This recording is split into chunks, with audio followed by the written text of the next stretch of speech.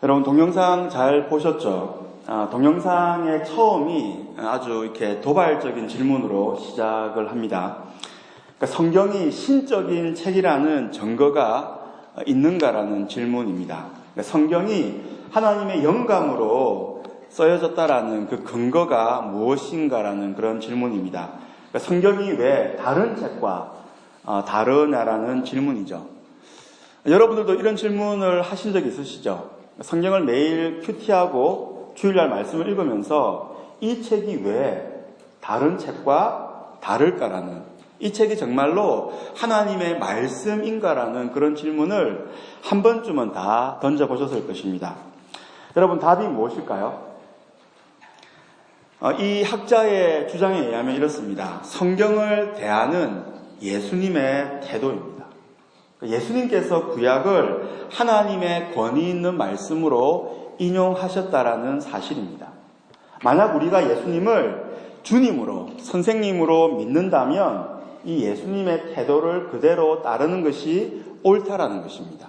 예수님께서 성경을 하나님 말씀으로 인정하셨다면 우리도 그렇게 따라야 한다는 것이죠. 그래서 결론은 이렇습니다.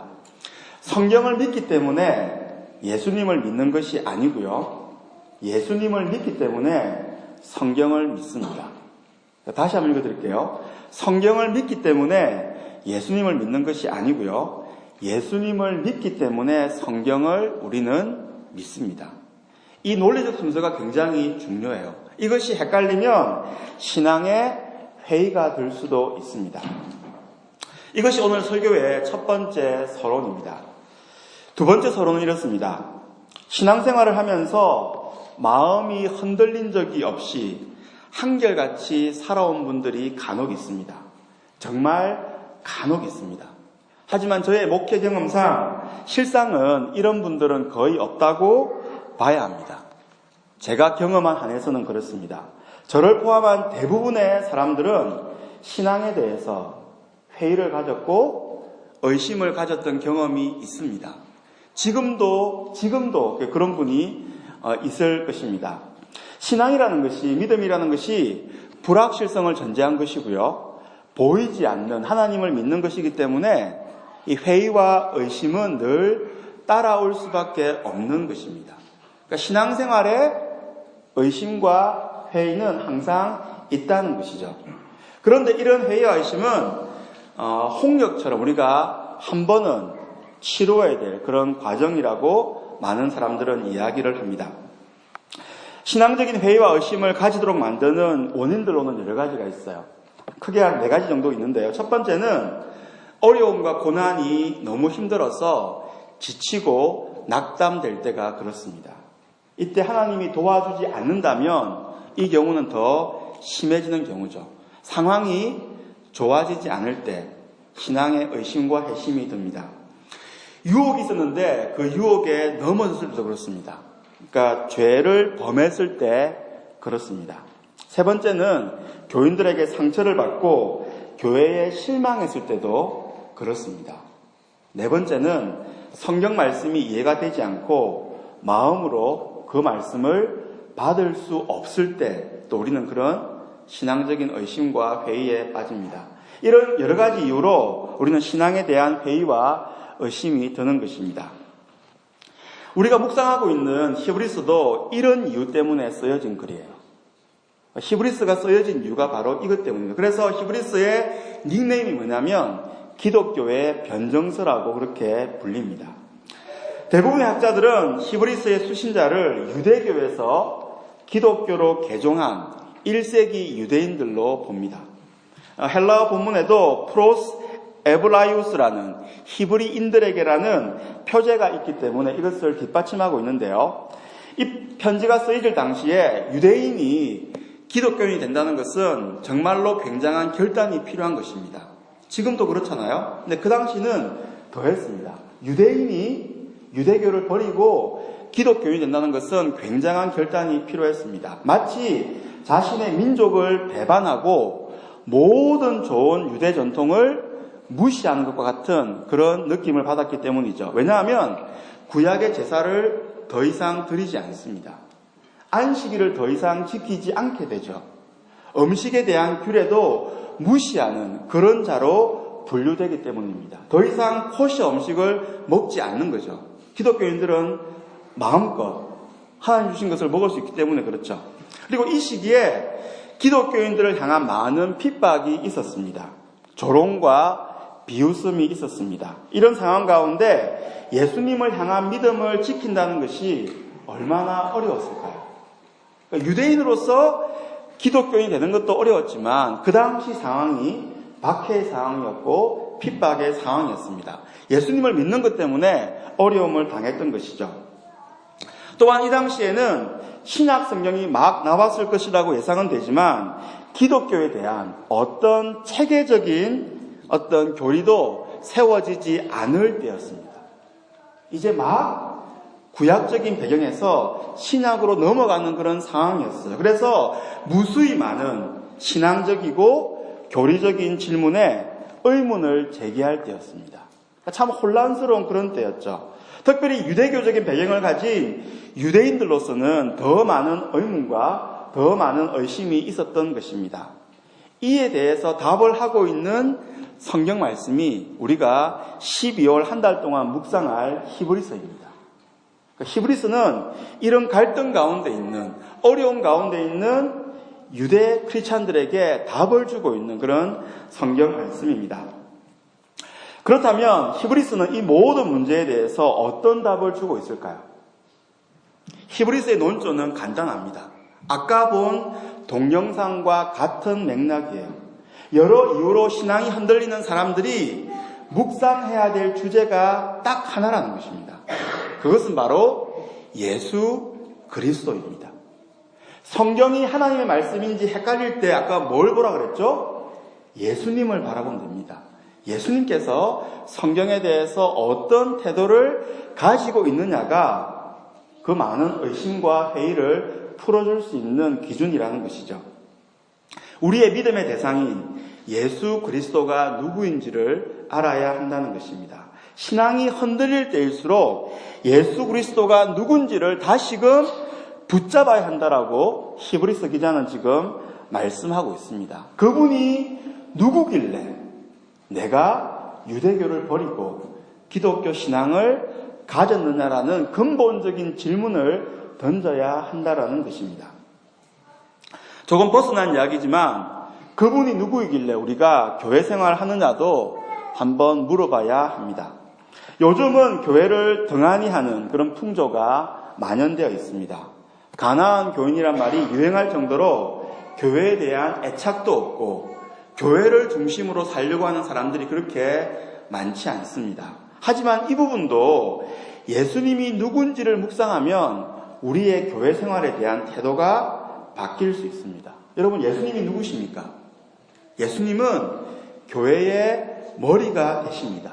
그리고 우리는 그리스도의 몸된 교회의 지체들입니다. 이 말을 깊이 묵상하면 이런 결론에 이르게 됩니다. 교회를 떠나서는, 교회의 머리가 되시는 예수님을 떠나서는 구원도 없고 참된 행복도 없다라는 사실입니다. 몸이 아프다고 우리는 몸을 떠나지 않습니다. 마찬가지로 그리스도의 몸된 교회도 마찬가지입니다. 실망을 할 수도 있고 그렇지만 우리는 그 몸을 떠나서는 안 되는 것이죠. 이처럼 예수님은 기독교 신앙의 본질과 깊이 연결되어 있습니다. 특별히 예수님은 유대교와 기독교를 비교하려는 유대인들에게 더할 나위 없는 좋은 모범과 주제가 되는 것이죠. 그 이유는 예수님이 이 세상에 오심으로 패러다임 시프트가 이루어졌기 때문입니다. 구약과 다른 세팅에서 우리가 지금 살고 있는 거예요. 예수님을 이해하면 구약과 다른 신앙생활을 할 수가 있다는 것입니다. 그러니까 모든 실마리가 예수님께 있다는 것이죠. 그래서 히브리서를 시작하면서 히브리서 기자는 신앙이 흔들리는 그 유대인들에게 예수 그리스도의 우월성에 대해서 논하고 있습니다. 히브리서의 저자는 뛰어난, 우월한이라는 단어를 우리 히브리서 초반에 13번이나 사용하고 있어요. 그래서 구약의 모든 것보다 뛰어나신 예수님, 구약을 완성하신 예수님을 논증하고 있습니다. 1장 1절부터 3절까지는 구약의 선지자보다 우월하신, 뛰어나신 예수님을 대해서 말씀하고 있고요. 1장 4절부터 2장 18절까지는 천사보다 우월하신, 뛰어나신 예수님에 대해서 말씀을 하고 있고요. 그리고 마지막으로 3장 1절부터 4장 16절까지는 모세보다 우월하신, 뛰어나신 예수님에 대해서 논증하고 있습니다. 그러니까 구약의 모든 것들보다 뛰어나신 예수님을 부각시키면서 유대교가 아니라 기독교가 옳다라는 것을 히브리서 기자는 논증하고 있죠. 오늘 본문은 예수님의 우월성에 대해서 논증하는 부분 중에서 두 번째 부분입니다.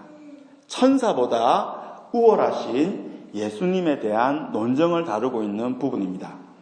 오늘 본문에서 유대인들의 질문은 이것입니다. 과연 예수가 천사보다 더 뛰어난 존재냐라는 질문입니다. 그 인간 예수가 천사보다 더 우월한 존재냐라는 질문이죠. 이 당시 유대인들에게는 천사는 하나님의 대언자로 이해되었고요. 가끔씩은 하나님과 동일하게 다루어진 적도 있습니다. 그래서 천사 숭배가 이 당시 유대인들에게 유행을 했어요. 이런 상황 가운데 예수가 과연 천사보다 나은 점이 무엇이냐라고 이 당시 유대인들이 물었던 것이죠. 히브리서의 논조는 간단합니다. 천사와 예수님은 근본적으로 다른 분임을 말씀하고 있어요. 하나님께서 천사 중에 어느 누구에게도 아들이라고 말한 적이 없다라는 것입니다. 내가 너를 낳았다라고 말한 적이 없다라는 것이에요. 또한 만물을 다스릴 수 있는 권세를 천사에게 주신 적이 없다라는 것입니다.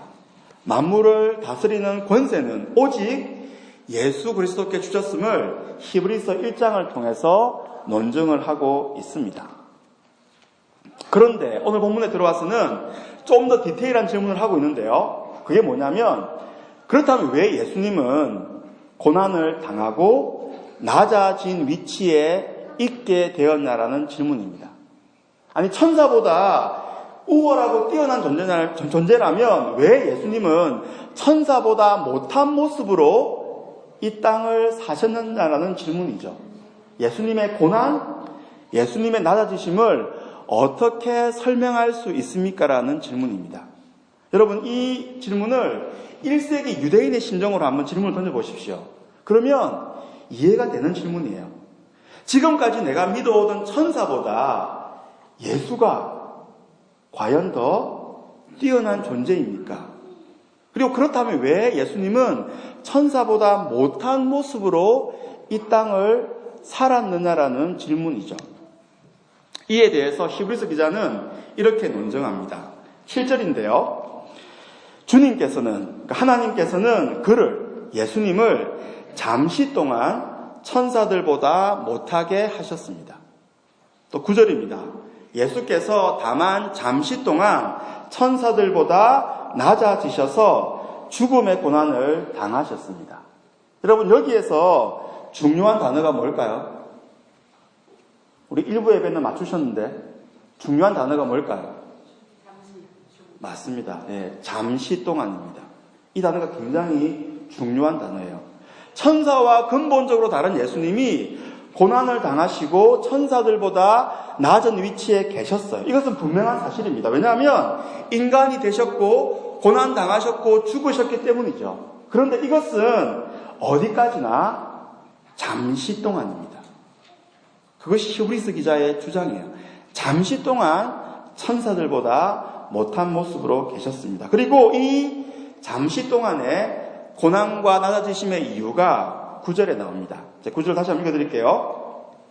예수께서 다만 잠시 동안 천사들보다 낮아지셔서 죽음의 고난을 당하심으로써 영광과 존귀의 면류관을 받았으신 것을 우리가 봅니다.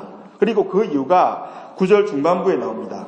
그는 하나님의 은혜로 모든 사람을 위하여 죽음을 맛보셔야 했습니다. 여러분, 왜 예수님께서 잠시 동안 낮아지셨을까요?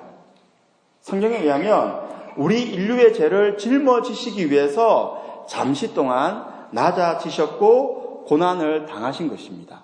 대속의 죽음을 맛보신 것입니다. 그러므로 근본적으로 예수님은 천사들보다 결코 낮은 분이 아니라는 거예요. 잠시 동안 낮아지심을 경험하신 거예요. 우리의 구원을 위해서. 그것이 히브리서 기자의 주장입니다. 그렇다면 잠시 동안 예수님의 고난과 낮아지심을 히브리서가 어떻게 설명을 할까요? 10절에 나오는데요. 이렇게 말씀합니다.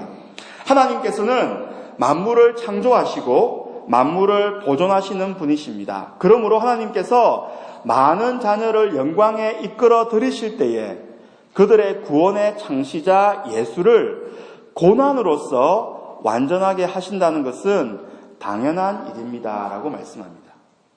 10절 말씀에 의하면 예수님은 고난으로서 완전하게 되었다라고 말씀을 해요. 그럼 이 말이 무슨 말일까요? 고난으로서 예수님께서 완전하게 되었다라고 말씀합니다. 이 말이 무슨 의미일까요? 이 말은 예수님이 완전한 분이 아닌데 고난을 거쳐야만 완전하고 온전한 분이 될 수 있다는 그런 의미가 아닙니다. 과정신학자들이 주장하듯이 진화론적인 의미로 완전하게 되었다라는 의미가 아닙니다. 아메바에서 포유류로 진화하듯이 그렇게 예수님이 온전한 신으로 진화했다라는 의미가 아닙니다. 예수님은 이미 하나님으로서 완전하신 분이십니다. 그렇다면 오늘 본문 10절에 고난으로서 완전하게 되었다라는 말의 의미가 무엇일까요? 이 말은 고난이 예수님의 성품이나 본질에 무언가를 더한다는, 애드한다는 의미가 아닙니다. 그래서 예수님이 더 온전케 되었다라는 의미가 아니에요. 더 나은 신으로, 더 온전한 신으로 진화되었다라는 의미가 아닙니다. 예수님은 본질상 완전하신 분이시죠. 이 말의 의미는 예수님께서 고난을 통해서 낮아지심을 통해서 구원의 사역을 완성하셨다라는 그런 의미입니다. 그러니까 잠시 동안의 낮아지심을 통해서 우리의 구원을 온전히 단번에 이루셨다라는 것입니다. 이것이 예수님이 잠시 동안 천사보다 못한 위치에 계신 이유라고 히브리서 기자는 설명을 하고 있습니다. 여러분 이해가 되시죠? 좀 어렵습니까? 이해가 되시죠? 두 번째로 살펴볼 것은 예수님이 잠시 동안 천사보다 낮아지신 또 다른 이유와 유익입니다. 예수님이 고난을 당하심으로 이 땅에서 시험을 당하는 우리를 능히 도우실 수 있다라고 이야기합니다. 예수님은 하나님이시기 때문에 능력으로 우리를 도우실 수 있습니다.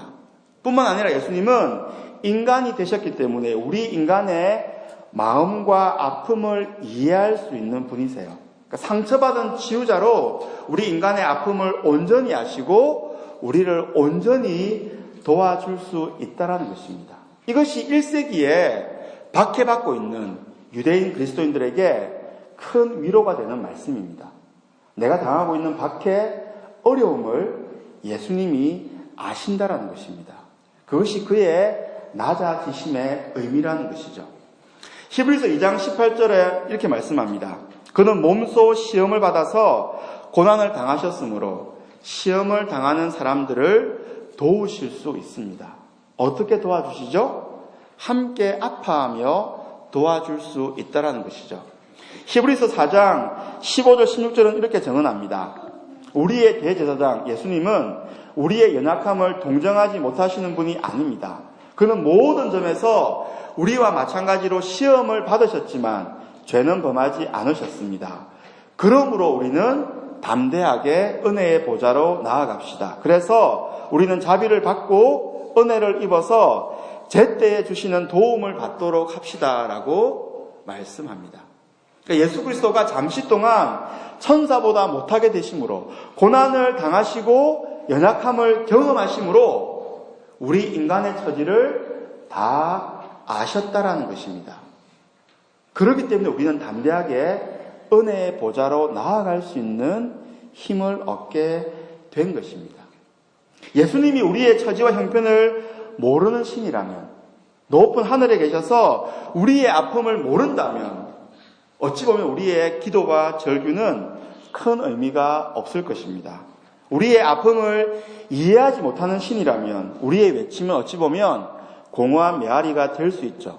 하지만 예수님은 낮아지셔서 인간의 아픔을 경험하셨기 때문에 우리의 고통에 대해서 다 아신다라는 것입니다. 이처럼 예수님의 낮아지심과 고난은 우리에게 많은 유익을 준다는 것이 히브리서 기자의 말씀입니다. 마찬가지 원리가 히브리서 독자에게도 그대로 적용되죠. 우리가 읽은 히브리서 독자들은 기독교로 개종한 유대인들입니다. 그들이 유대교에서 기독교로 개종하면서 여러 가지 어려움을 당했어요. 많은 고난을 당했습니다. 그들에게 주시고자 하는 말씀이 무엇이냐면 예수님의 고난이 많은 유익이 있었듯이 우리의 고난도 많은 유익이 있을 것을 암시하고 있습니다. 그리고 그 고난도 잠시 동안이라는 거예요. 예수님의 고난이 잠시 동안이었듯이 너희들의 고난도 잠시 동안임을 말씀하고 있습니다. 그러므로 우리는 고난 중에 낙심하지 말아야 합니다. 핍박 중에 낙심하지 말아야 됩니다. 왜냐하면 우리의 주님이신 예수님도 고난을 당하셨어요. 그리고 마침내는 높임을 받으셨기 때문입니다. 사랑하는 여러분, 고난 중에 우리가 바라봐야 될 것이 무엇일까요? 어려움 중에 바라봐야 될 것이 무엇일까요? 히브리서 기자의 주장에 의하면 우리는 다시금 예수 그리스도를 바라보아야 됩니다. 예수 그리스도를 바라볼 때 나의 고난의 이유, 고난을 헤쳐갈 이유가 보인다라는 것입니다. 히브리서 12장 1, 2절은 이렇게 말씀해요. 그러므로 이렇게 구름대같이 수많은 정인이 우리를 둘러싸고 있으니 우리도 갖가지 짐과 얽매이는 죄를 벗어버리고 우리 앞에 놓인 다름질을 참으면서 달려갑시다. 믿음의 창시자요 완성자이신 예수를 바라봅시다. 그는 자기 앞에 놓여있는 기쁨을 내다보고서 부끄러움을 마음에 두지 않으시고 십자가를 참으셨습니다. 그래서 그는 하나님의 보좌 오른쪽에 앉으셨습니다라고 이야기합니다. 그러니까 믿음의 창시자요, 우리를 온전케 하시는 예수님이 어떻게 사셨습니까? 우리를 위해서 잠시 동안 낮아지시는 십자가를 경험하셨습니다. 우리의 주님이 고난을 당하셨습니다. 하지만 그것이 끝이 아니라는 거예요. 자발적인 순종으로 고난 당하시고 낮아지신 낮아지신 그 예수님을 하나님께서는 자신의 보좌 우편에 앉히시는 영광을 누리게 하셨다라는 것입니다. 그러므로 지금 당하는 고난, 어려움을 능히 우리가 이길 수 있음을 히브리서 기자는 말씀하고 있습니다. 이와 같은 삶을 사신 예수님을 믿고 따르는 히브리서의 유대인 그리스도인에게 히브리서 기자는 지금 챌린징을 하고 있어요. 고난과 핍박 중에 있는 그들에게 수많은 신앙적으로 질문과 의심이 있는 그들에게 그들에게 도전하고 있습니다. 그 도전은 뭐냐면 다시 한번 믿음의 주요 온전케 하시는 예수님을 바라보라는 것입니다. 답은 거기에 있다는 것이에요. 예수님을 바라볼 때, 예수님을 묵상할 때 우리에게 어려움, 신앙적인 그런 여러 가지 퀘스천에 대해서 답을 줄 수 있다는 것입니다. 예수님도 고난을 당하셨습니다. 예수님이 십자가를 지셨습니다. 이것이 고난당했던 1세기 유대인들에게 위로가 되었고 이길 힘을 주었던 것입니다. 초두에 말씀드렸듯이 성경의 진실성, 성경이 하나님의 영감으로 쓰여진 근거가 어디에 있었습니까? 그 답은 바로 예수님에게 있었어요. 마찬가지입니다. 혹 우리가 어려움을 당하고 고난을 당한다 하더라도 이상히 여기지 마십시오. 우리의 주님이신 예수님께서 똑같은 것을 동일하게 경험하셨기 때문입니다. 그런데 중요한 것은 그 기간이 잠시 동안이라는 거예요. 혹 예수님 때문에 어려움을 당한다 하더라도 그것은 바로 잠시 동안이고 이후에 영광의 부활이 우리를 기다리고 있다는 사실입니다. 이처럼 예수님을 바라보면 믿음이 생깁니다. 히브리서의 결론은 그거예요. 예수님을 바라보고 예수님을 끝까지 닮으려고 할 때 우리는 믿음이 생기고 그 믿음으로 어려움을 헤쳐나갈 수 있다라는 사실입니다. 여러분, 바라봄의 법칙이라고 혹시 아십니까? 큰 바위 얼굴을 계속해서 바라보았을 때 어느새 큰 바위 얼굴의 그 모습을 닮았듯이 우리가 예수님을 끊임없이 바라보면 예수님을 닮게 됩니다. 그리고 우리 가운데 있는 어려움을 능히 헤쳐나갈 수 있는 믿음을 가지게 되는 것입니다. 신앙의 핵심은 예수님을 아는 것입니다. 여러분, 혹 신앙에 의심이 들거나 어려운 중에 있는 분들이 있다면 다시금 붙잡아야 될 것은 예수님이에요. 예수님의 십자가입니다. 그분의 삶입니다. 하나님의 자기 계시의 최종판이 예수님을 아는 것에 힘쓰는 저와 여러분들이 되었으면 좋겠습니다. 그래서 어떤 상황 가운데도 믿음을 놓치지 않는 저와 여러분들이 되었으면 좋겠습니다. 우리 같이 한번 기도하시겠습니다. 구약에서 신약으로 넘어가는 그 전환기의 혼란 가운데 있었던 유대인 그리스도인에게 히브리서 기자가 제시한 답은 하나였습니다. 그것은 바로 예수 그리스도였습니다. 신앙의 회의가 들고 삶이 고달플 때 우리의 주님이신 예수님을 다시금 묵상해 보라고 성경은 권면합니다.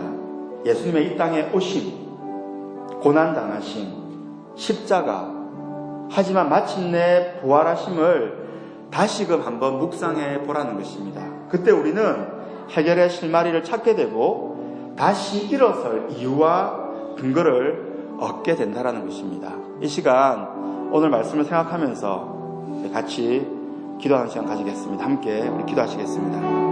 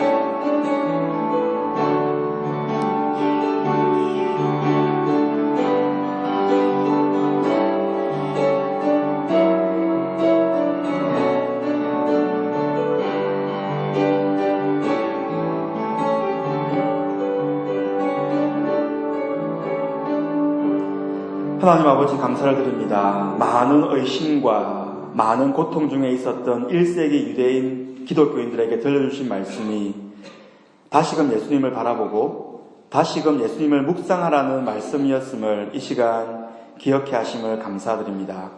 우리의 믿음이 흔들릴 때, 우리의 처지와 형편이 어려워 힘들 때 우리가 바라볼 수 있는 분이 있다는 것이 얼마나 큰 위로가 되는지 모릅니다. 우리의 구원을 위해 천사보다 낮아지셔서 고난과 고통을 당하신 예수님을 바라보게 하시고 그 예수님이 고난과 고통을 통해 우리를 이해하시고 우리와 함께 우는 하나님이심을 고백하는 우리의 신앙의 여정이 될 수 있도록 우리의 삶을 인도하여 주옵소서. 감사드립니다. 예수님의 이름으로 기도드립니다. 아멘.